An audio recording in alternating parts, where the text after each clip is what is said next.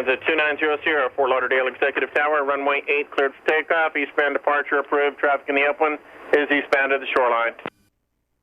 Okay, well, we filed our EAPIS forms. I put down myself as a pilot and Chris, our photographer, as a passenger. Submitted that last night.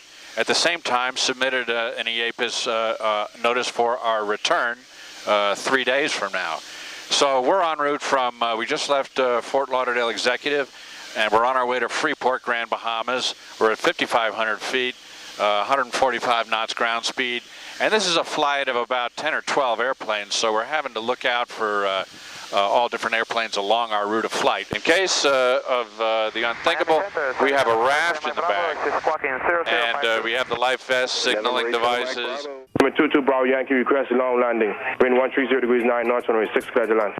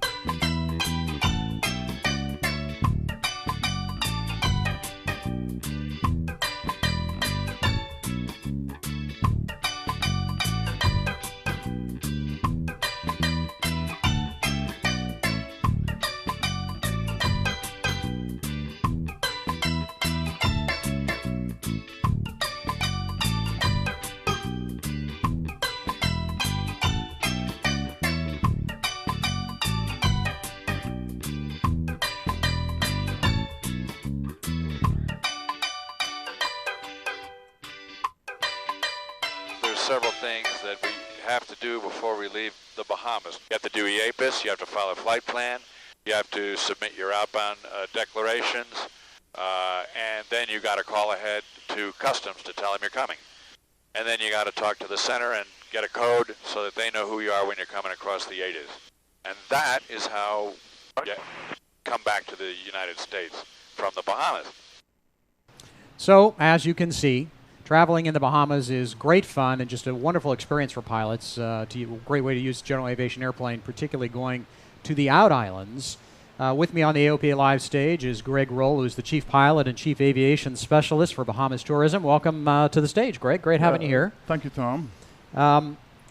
As we've talked recently, I've made my first solo trip to the Bahamas, although I've been there numerous times with other folks, and it was far easier than some people might imagine and that sort of thing. But one of the things that people don't know is just how convenient the Bahamas Tourism Group and the government makes it for pilots to go over to the Bahamas, including you have these weekend flyouts. Yeah, thank you. I really want to thank AOPA for getting the word out, because one of the major things that pilots wants to know, how do I do it? What makes sense for us? One of the things the Bahamas government has done is to embark on a program that in fact, they came to me and said, Greg, your job is to make it increasingly easy for private pilots to fly the aircraft to the islands of the Bahamas. Now, first, when I started, I was not a pilot. And I applied myself to the job, and then I realized that when I'm becoming a pilot, I was able to understand exactly the mindset of the pilot going out of the country. Now, one of the things that we did is to streamline all the policies, all the procedures.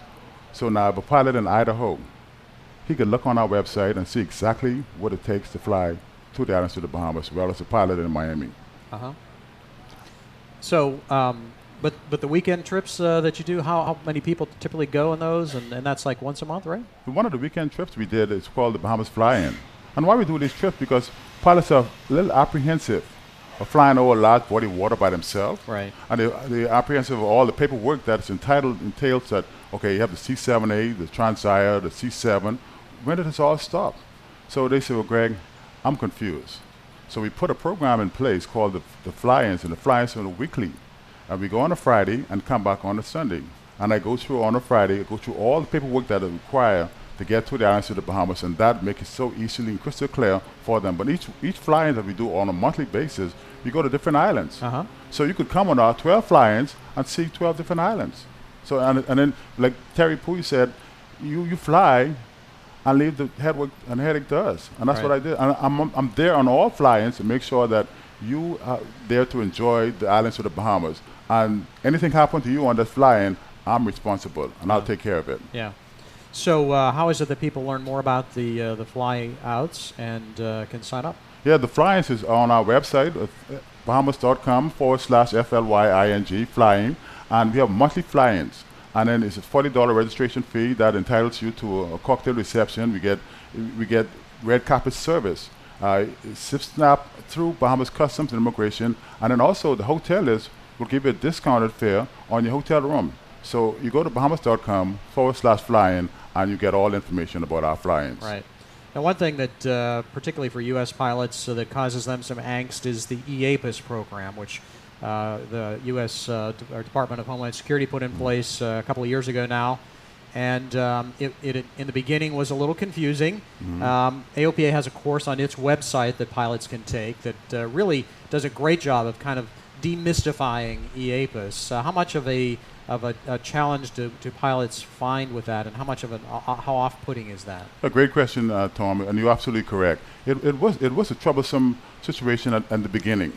And with all the I guess the industry partners that we have came together. I mean, you guys did an outstanding tutorial that you could click and it'll walk you through step-by-step procedure.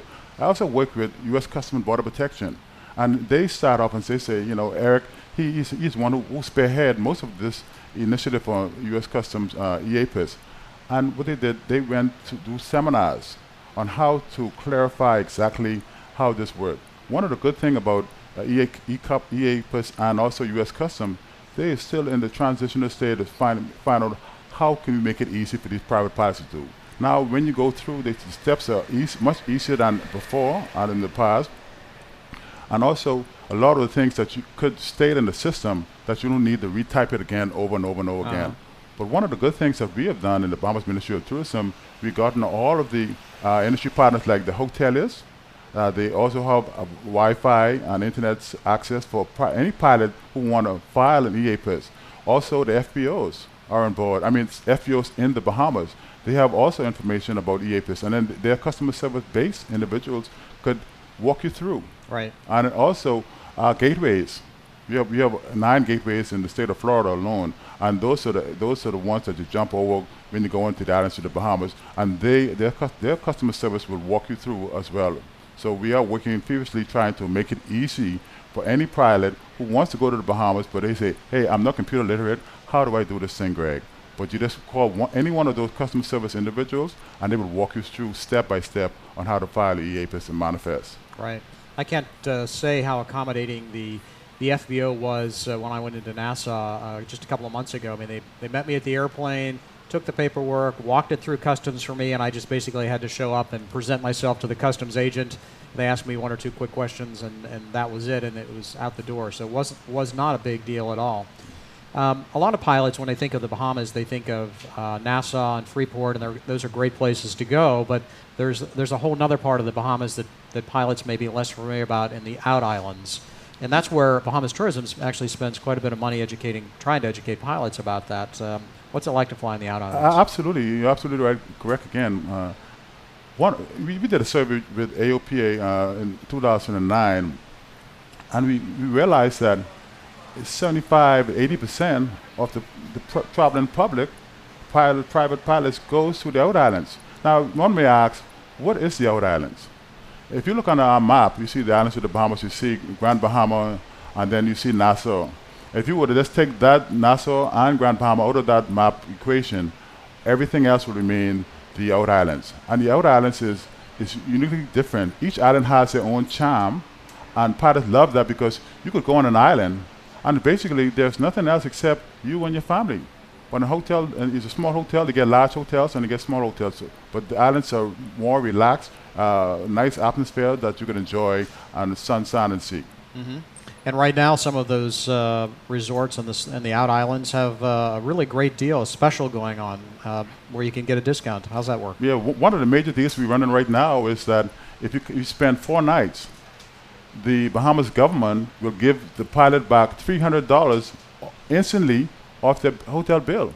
So you get automatically $300 when you go to pay your hotel bill at the end of your stay.